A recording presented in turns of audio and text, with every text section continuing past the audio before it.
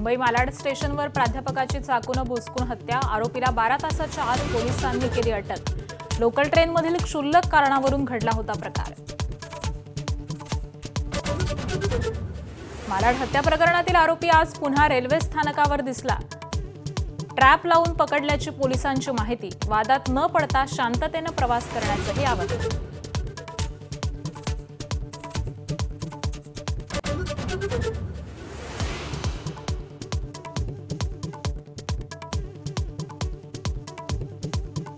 मुंबईच्या परळ येथील बस डेपोतील कचऱ्याच्या डब्यामध्ये आढळल्या दारूच्या बाटल्या। परिवहन मंत्री प्रताप सरनाईकांनी अचानक धाड टाकल्यानंतर प्रकार समोर, थेट संबंधित कर्मचाऱ्यांच्या निलंबनाचे आदेश।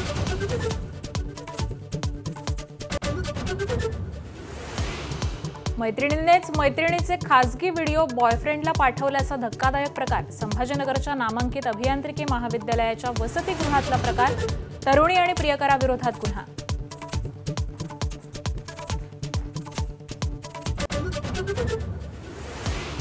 केंद्रीय गृहमंत्री अमित शहा आज नांदेडमध्ये गुरु तेग बहादूर साहिबजींच्या 350व्या शहीदी समागम वर्षानिमित्त हिंददी चादर सोहळ्याचा दुसरा दिवस। मुख्यमंत्री, दोन्ही उपमुख्यमंत्रीही हजर राहणार।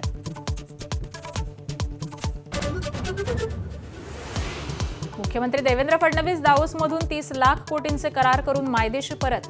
महापालिकेच्या महापौर निवडीला आता वेग येणार। एकनाथ शिंदे आणि रवींद्र चव्हाणांसोबत आज बैठका होण्याची शक्यता।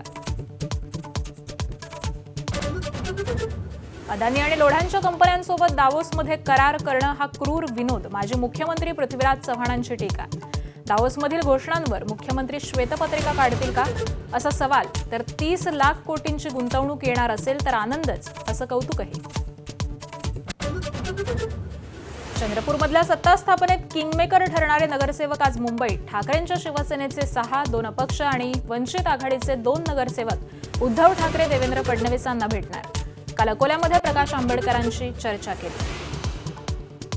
राज्याच्या पोलीस दलातल्या 75 पोलिसांना राष्ट्रपती पदक। 4 पोलीस अधिकाऱ्यांना असाधारण कामगिरीबद्दल राष्ट्रपती पदक। 40 पोलीस अधिकाऱ्यांना उल्लेखनीय कामगिरीबद्दल राष्ट्रपती पदक।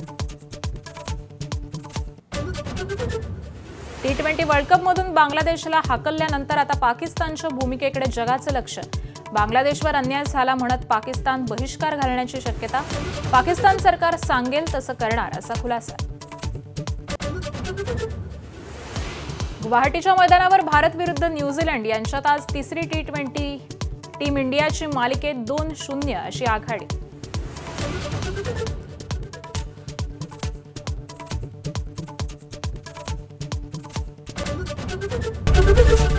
एबीपी माझा, उघडा डोळे बघा नीट।